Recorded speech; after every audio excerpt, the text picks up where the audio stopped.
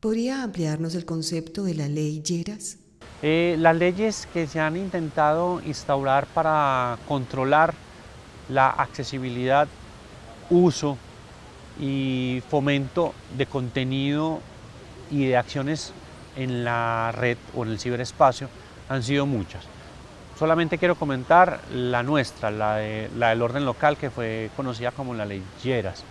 A ver, hablemos un poquito del contexto de esta ley. Esta ley fue necesaria promulgarse por los tratados de libre comercio con Estados Unidos, sobre todo porque los tratados de libre comercio con Estados Unidos tienen un punto, o tuvieron hasta hace 6 meses, un punto muy débil para los gringos, y era el asunto que tenía que ver con el derecho de autor, con las patentes.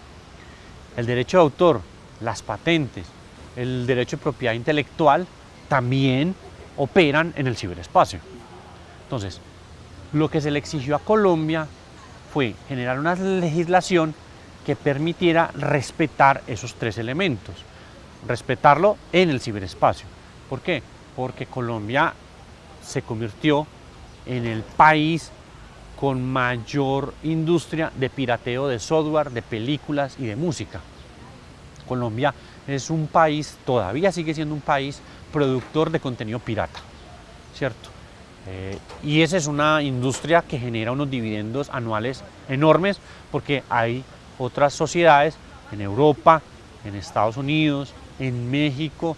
La piratería digital es muy controlada, es muy restringida, pero como Colombia no ha tenido una legislación clara frente a ese asunto, ha permitido que la industria de la piratería fomente. Entonces, claro, lo que intentó la ley Lleras fue ponerle una restricción a esta industria de la piratería. Lo que pasa es que la ley Lleras es anacrónica en el sentido de generar unas leyes que estaban pensadas para proteger la propiedad intelectual, pero que terminaron afectando realmente el acceso a la libre información, a la libertad de expresión, a la libertad de prensa y a la libertad de contenido en las redes sociales. Me explico.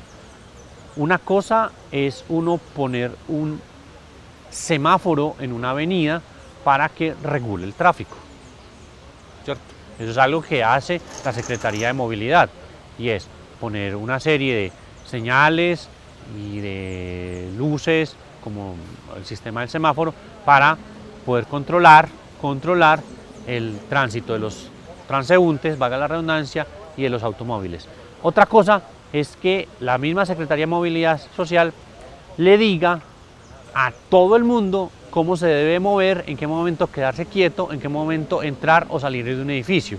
Eso es completamente absurdo. ¿Por qué estoy poniendo este símil? Porque de eso se trataba la ley Lleras.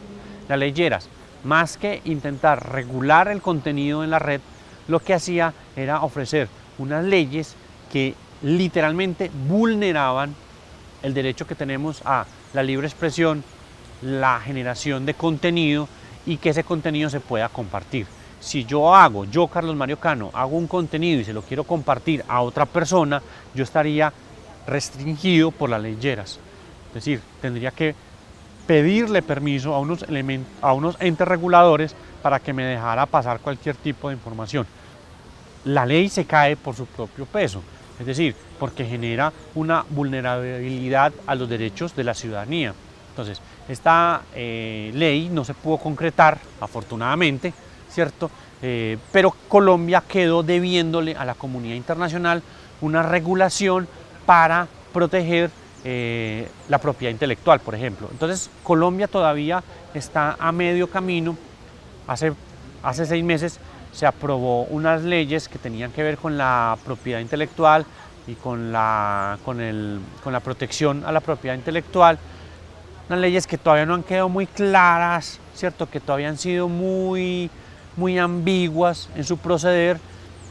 Vamos a ser honestos, fue una ley que Santos quiso proponer para tranquilizar a los Estados Unidos, para tranquilizar a los entes reguladores del TLC, pero que en la operatividad de esas leyes son muy ambiguas, son son todavía muy poco claras las maneras como estas leyes van a empezar a operar.